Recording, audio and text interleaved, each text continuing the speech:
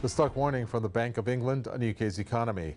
Not only will the UK economy face a contraction, we'll enter a year-long recession. This has forced the bank to raise interest rates to a record high, which has not been done in 27 years. How will the Brits deal with this, which includes a high cost of living? In this edition of The Spotlight, we will look at what the UK government can do to deal with this economic challenge. This is while there's really no government in place in order to tackle this head-on. Let me introduce our guest for this edition of The Spotlight first. Historian and journalist Tony Gosling joins us from Bristol.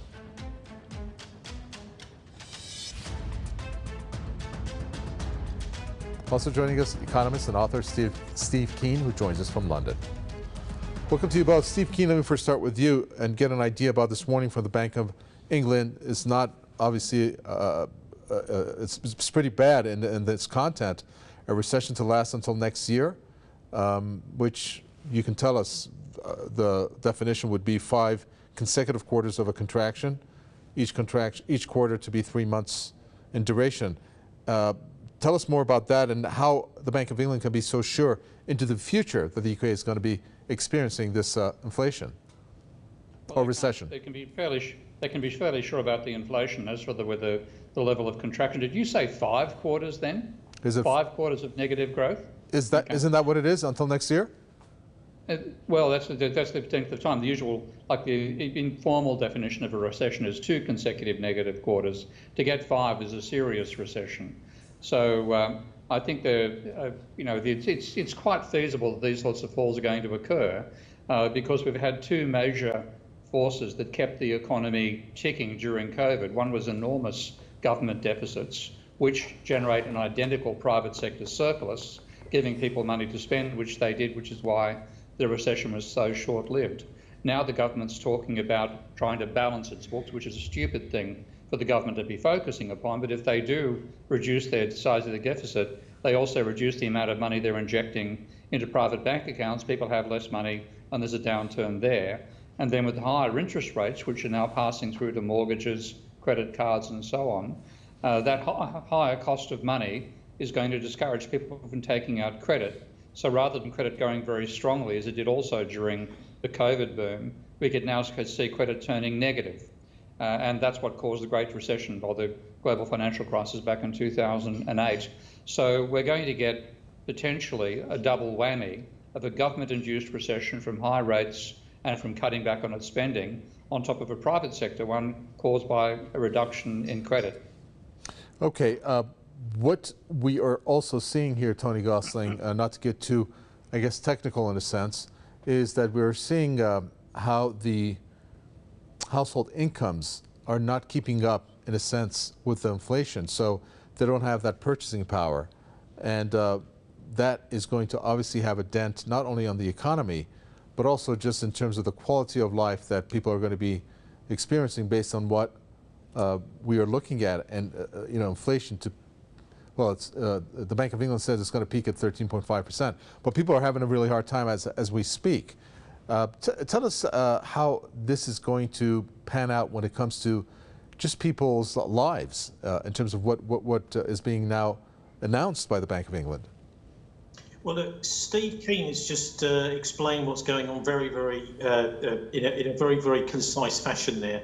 I think what we need to understand, though, is that something really big is going on. It reminds me very much of the West's reaction, the NATO countries' reaction to the Russians going into Ukraine. Is the actual solution to this, the Bank of England increasing interest rates, seems to be almost designed to make the problem worse. There's something very perverse seems to be happening.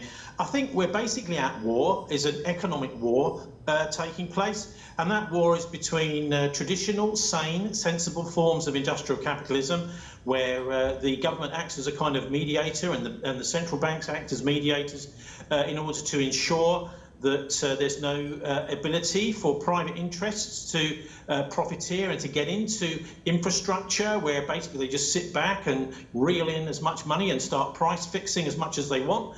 And this new form, well, it's newer form of capitalism, which is finance capitalism, which basically means money is your god.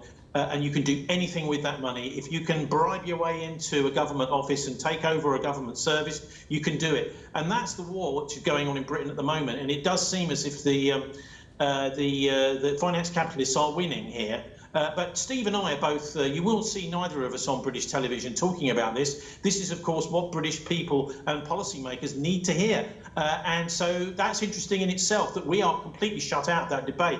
I have to thank you at Press TV for even allowing this to take place, that the British people can then start to see.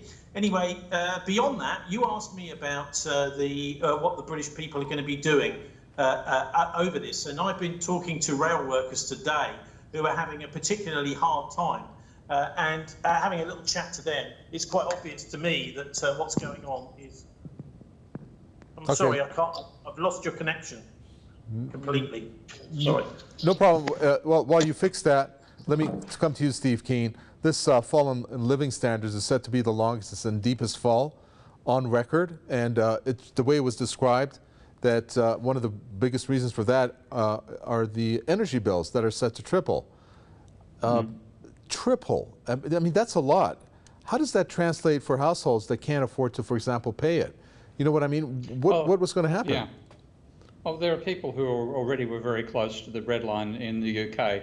The low-income earners in the UK, I don't know how they survived, frankly. To give up my own background, I was earning about £90,000 a year when I was in London, which it ended up being £4,000 a month, and half of that went in my accommodation, and the remainder had to go on living. And I found it challenging compared to the same income back in Australia, where I was quite comfortable.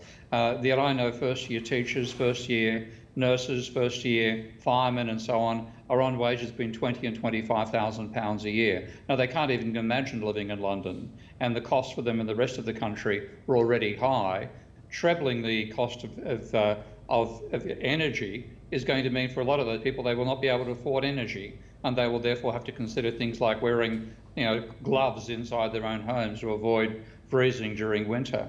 And they certainly can't do anything to fight the increase in temperature when you get the enormous temperatures that are coming through courtesy of global warming now. England recording 40 degrees, which is literally unheard of in its historic record. So they're going to suffer very badly. And I think there's going to be an enormous amount of angst out of this and lots of strike action over it, but very little chance to change the direction of the government policy, and very little chance to increase their wages as well. Well, why not? Why wouldn't the government change its policy? The government has been following the wrong policy for 40 years. It's very unlikely to wake up, oh dear, we've been doing it wrongly, let's do it the right way now. They still think the government should be behaving like a household and trying to save money every year. Now, the government is not a household. No other household that I know of has the right to create money, but the government does. So if the government creates money, that money turns up in our bank accounts, and that requires the government to run a deficit. Now, the English government has been obsessed by running a surplus, looking at the accounting of the economy from just their point of view, and thinking if they pay a surplus, they can pay their debt down, and they see that as responsible. But because what happens with the government is the mirror image of what happens with the non-government, if the government runs a surplus of $1 trillion, the private sector runs a deficit of $1 trillion. We're not talking about numbers that high, but fundamentally it's a seesaw. One's up, the other's down. The average is zero. So if the government is trying to save money, it's causing the private sector to dis-save. Now, they've been doing that nonetheless for 40 years. They still haven't woken up. I really have no confidence that they will ever wake up over this. So they're doing the wrong thing, and yet they think they're doing the right thing. Humans' capacity to self-delude cannot be underestimated. So the lesson I'm learning from you here, and hopefully the viewers, is that the government shouldn't have a surplus, because that money should actually be flowing into the people, average people, to take out and spend into the economy. So having a surplus is not a great idea. Okay, so the cost of living crisis, Tony Gosling, this is what the Bank of England has said, that it's going to continue throughout next year and only begin to ease in the year 2024. And then, of course, along with that, the UK economy contracting for all this time. 2024, it's 2022. You know, the timeline there is so long. How are people going to survive? Well, I know, but you see, the thing is, these predictions by the Bank of England have a rather nasty habit of in a couple of years' time, they say, well, sorry, we got that wrong. It's going to be continuing even beyond that, this recession. I mean, I think really what we're looking at here is a deliberate sabotaging of the economy. The thing is that there are people that benefit from this. You have to understand this is how finance capitalism works. What they do is they wreck countries and then they pick up the pieces for next to nothing, and that's what they're doing to Britain now. Many of these Anglo-Zionist Empire great financiers have been doing this around the world. They've been wrecking countries and then buying up for cheap. And also, of course, they make a lot of money on these reconstruction contracts. And one of the big effects of the enormous green taxes that have been being put onto fuel here in Britain is that it's driving small firms out of business. Many small firms. In Bristol, we've been checking out the tax which is being put onto people. Well, they say it's a clean air tax, but against their own figures of 40 micrograms of nitrogen dioxide per square metre. This is the amount that they use to measure whether it's a dangerous level or not. The Bristol figures are actually below that level as an average through the year, which is what the government has said. And yet they're imposing this new toll, effectively. That's what it is anyway. The super rich don't pay the toll because they all have brand new cars, which don't pay the toll. And even disabled people have to pay these tolls. So what we're really looking at is an embattled criminal elite, I think. And their plans are failing around the world. Their economic plans are failing. And so they're turning on their own population and seeing them now as a kind of milch cow in order to squeeze them for as much wealth as out of them as they possibly can. And when they collapse these small businesses, this of course plays into the hands of the giants like Amazon, who I noticed, by the way, today in Britain, we've had one of the first proper strikes at Amazon, where all of the Amazon workers who were offered 35 pence pay increases, you know, tiny amounts of money by the company, have just downed tools. And at one point, actually, they were locked up illegally within the workplace and they couldn't leave. So this is what we're dealing with. I think a fascistic system where, and I use that word advisedly because this is fascism. When big corporations think they can rule the roost, do what they want without any kind of recourse to government or law, they just see then the legal actions against them as a cost of doing business. And so they just do what they want. And that's what I think we're seeing. These big companies now think, well, the more small businesses we can ruin and destroy, the bigger our control of the markets will be. And that's, you're quite right to point out at the beginning that we're in this kind of interregnum here in Britain where Boris has gone. We've got probably a couple of people possibly taking over, most likely Liz Truss, who is a total puppet. So there is no real government. You're quite right. And the big corporations love it like that. The big oil companies, the energy companies have just brought in record profits more than ever before. They are basically running the show here, and the people are cannon fodder to them. Okay, well, let's look at the reasons that have been cited, first of all, or how this has been described, Steve Keen. High inflation, low growth, soaring energy bills, and it's been described as the main driver behind that overall is the Ukraine conflict. Now, do you agree that this is just because of the Ukraine conflict? I mean, was UK's economy doing well before the Ukraine conflict, or were there remnants prior to that? I think there are basically three major factors that are coming together all at once. One is that we have we've ignored the warnings of the limits to growth 50 years ago and continued pushing our energy consumptions. Now we're consuming probably 4 times as much as we were back in 1972. And that means we've exhausted cheap oil. We're now exhausting even unconventional oil. So the cost of energy is rising, and that's inevitably going to continue happening. At the same time, we have had a period of extended low inflation courtesy of globalization. So particularly American corporations, but also UK corporations, have outsourced manufacturing to China, which reduced costs dramatically for a long, long time, but also made the manufacturing sector very fragile because there's an enormous supply chain. And if that gets disrupted at any point, then costs rise. And of course, COVID has dramatically disrupted the supply chain, particularly from China. Then we have this period of ongoing austerity by governments where they falsely believe they should save money, but rather than saving money, what they're doing is creating not enough money, and therefore the economy grows more slowly because of a lack of money for turnover. So those three factors are all coming together at once. And the most important one, I think, for the long term is a rising cost of production. And in that situation, if you want to squeeze inflation out of the economy, there's only two other factors you can affect. You can reduce wages, which are already at trivial levels in the UK, or you can reduce the markups that firms put on their input costs. And that is something which the firms have resisted for a long, long time. Mm-hmm. Now, the interest rates are likely to increase the cost of business, not reduce it. So I think the government is finding out how impotent it is now with the tools it's chosen to use. The 2008 financial crisis, obviously, Tony Gosling, had a very deep effect and impact not only across the world, but also on the UK. Now this one, which has been described as a recession that's going to last, it's the longest downturn since the 2008 financial crisis. And the way that one analyst has described it is that it's going to be as deep, it's not set to be as deep as 14 years ago, but it's going to last just as long. My question is, do you agree? And do you think that, according to some, that the UK actually did it claw itself out of the 2008 financial crisis all the way, or is it still experiencing it?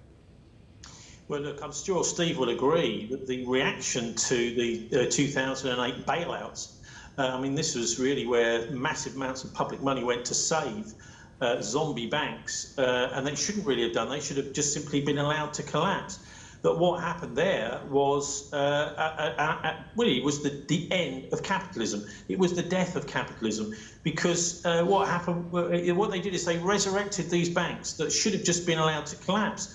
And what that's done is it's now compounding the problem. Again and again, what we're seeing is governments, in fact, there was an enormous bailout during the COVID crisis, as people may know, just before the COVID crisis in 2019, which the COVID crisis was quite successfully hid. And so we're not getting the proper figures about how much public money is going into propping up these dead and dying banks. And that's, I think, what's going on. And actually on the ground here, what we've got, of course, is we've got people's living standards being eroded in all sorts of ways, particularly through these rising energy prices, which I'm not sure, as Steve suggested there, is just part of a market force that's going on. There are enormous green taxes now coming in. We've got something in Britain called the RTFO, which went up 20 pence a litre on diesel and petrol over Christmas. But the fuel companies actually covered that up by dropping their price the same day by an equivalent amount. So there's a sneaky bringing in of these so-called green taxes into fuel. And one of the things that Boris did before he went back in 2021 was actually to refuse this new increase, these green taxes, in the cabinet, saying that, well, hang on, because this is going to cause inflation. Well, of course, it has caused inflation.